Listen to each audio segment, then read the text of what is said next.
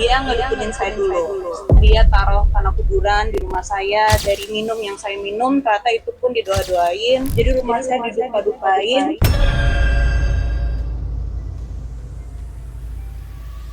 Amanda Manopo bersiap melaporkan eks-karyawannya yang melakukan guna-guna dan menggelapkan uang perusahaan secara resmi pekan ini. Sayangnya serangan gaib yang bertujuan memisahkan Amanda dan Kenny juga makin menjadi-jadi. Setelah menebar tanah kuburan, air jampi-jampi dan dupa, rumah yang ditinggali Amanda dan Kenny bersama baby Zack kabarnya makin gencar dapat kiriman benda-benda mistis berupa teluh alias santet.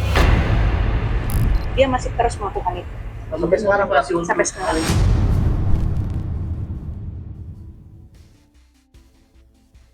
Tahu keluarga kecilnya tengah dalam ancaman serangan gaib, Kenny Austin tak tinggal diam. Tak mau keluarganya hancur akibat ulah eks-karyawan yang sejak awal berniat jahat mencelakai.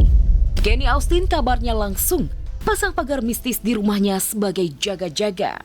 Fakta itu makin menguat setelah kemarin Kenny mengungkapkan teror gaib itu kembali menyerang balik terhadap mantan karyawan Amanda Manopo. Nggak ngefek sih ke saya, malah mental orangnya sendiri kan sekarang.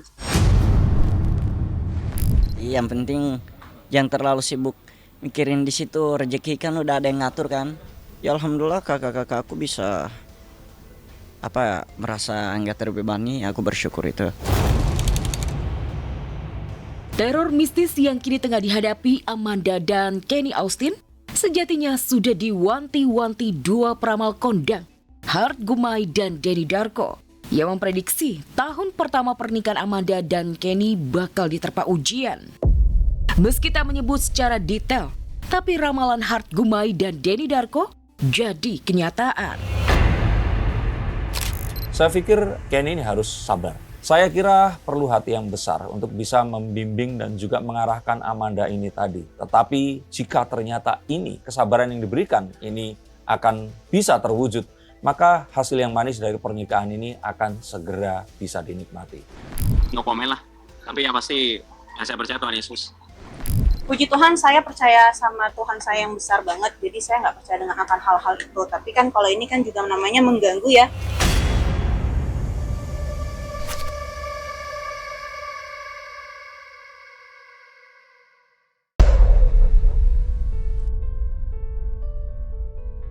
Kesabaran Amanda Manopo benar-benar sudah habis menghadapi oknum karyawannya yang menikung uang perusahaan hingga miliaran rupiah. Kemarin didampingi kuasa hukumnya Sandi Arifin, lagi-lagi Manda mendatangi Mapolres Jakarta Selatan. Tak sabar ingin melihat sang pelaku mendekam di penjara. Udah tidak ada kata maaf lagi sekarang. Dan dia nggak ada etikat baik ya buat ketemu lagi minta maaf. Kalau ada etikat baik dari beliau pun saya sudah tidak mau. Kayaknya orang memang harus dikasih efek jerak sih. Dikasih efek jerak sih. Rasa marah dan berang Amanda ke oknum karyawannya bukan semata-mata telah mengeruk uang perusahaan sebesar 3 miliar dalam waktu singkat, 8 bulan.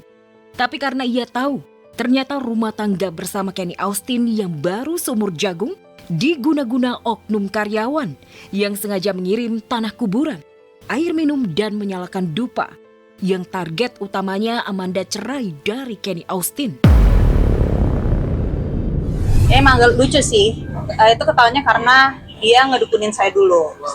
Jadi ada bukti-bukti juga, bukti-bukti otentik yang dimana lewat dari video-video, dari CCTV rumah. Jadi rumah saya didupa-dupain dan itu pasti kan akan merembet kemana-mana ya. Apalagi sekarang saya sudah menikah dan punya anak dan dia masih terus melakukan itu. Ingin memecahkan. Dan kalau misalkan saya cari tahu kayak tanah kuburan, menurut saya itu kayak mau mencelakai ya. Sungguh ironis di era yang serba modern, karena alasan tak suka Amanda punya suami Kenny, sekaligus didorong hasrat ingin menguasai uang perusahaan. Oknum karyawan Amanda tega main jalur ilmu halus dan melakukan praktek perdukunan.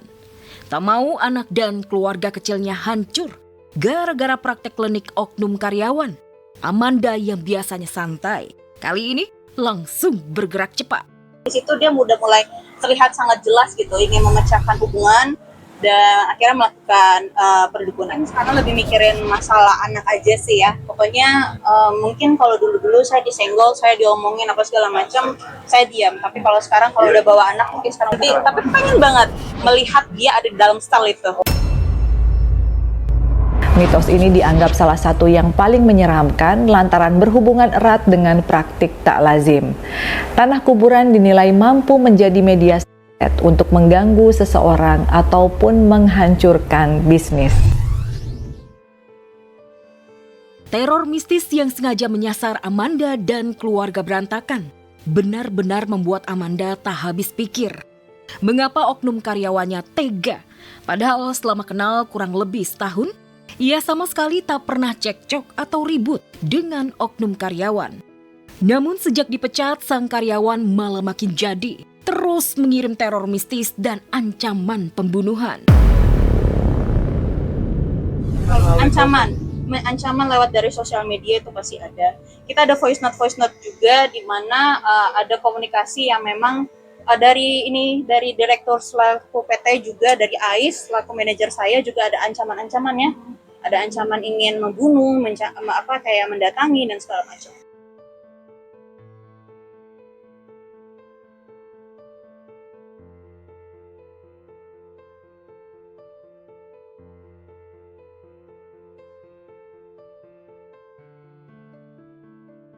Ini emang lucu sih, itu ketawanya karena dia ngedukunin saya dulu. Jadi ada bukti-bukti juga, bukti-bukti otentik yang dimana lewat dari video-video, dari CCTV rumah. Kamu ada CCTV-nya? Ada bukti-buktinya dimana ternyata dia taruh tanah kuburan di rumah saya, dari minum yang saya minum ternyata itu pun didoa-doain. Bahkan kayak dupa, jadi rumah saya didupa-dupain.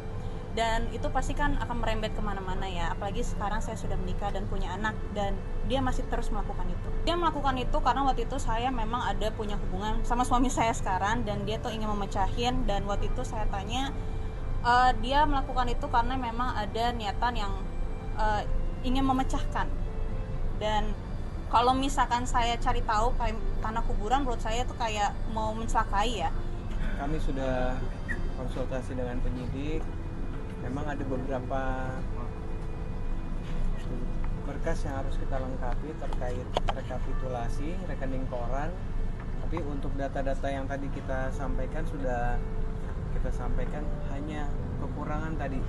Mungkin setelah kita tadi diskusi sama Kamanda, kita akan membuat laporan resmi itu di minggu depan hari Selasa. Sekaligus juga melengkapi rekapitulasi dan juga rekening koran dari klien kami. Terus juga mungkin saksi-saksi akan kita lengkapi juga. Ada beberapa orang yang memang rekeningnya digunakan terkait dengan indikasi diduga adanya penggelapan uang dari perusahaan, itu digunakan dengan salah satu pegawai yang ada di tempatnya Kamanda bekerja. Bang, ini kan ada beberapa kasus Bang, nantinya bakal disatuin atau terpisah? Untuk sementara ini kita fokus untuk penggelapan uang dari uangnya Kamanda dan perusahaannya. Tadi juga udah kita diskusi terkait juga dengan undang-undang ITE, tapi kita lebih mendalami lagi nanti setelah laporan ini berjalan. Karena di undang-undang ITE itu memang tadi setelah kita lihat ada beberapa postingan yang memang merugikan dan juga membuat klien kami juga merasa terhina dengan kata-kata yang bersangkutan. Jadi kita fokusnya kepada penggelapan uang dulu sementara waktu ini. Bang, mungkin kerugiannya berapa Bang? Dari hasil kurang lebih kalau tadi kita kerugiannya tuh kemungkinan sekitar hampir 3 M-an. Gitu, selama dia hampir berapa lama ya? Bekerja hanya hampir 8 bulan. 8 bulan ternyata udah sekitar hampir 3 M yang dimana itu udah merugikan dari akunya sih. Kamanda itu Gak sempat baca? Dengerin aja. Klik icon text to speech, gak pakai ribet di okezone.com.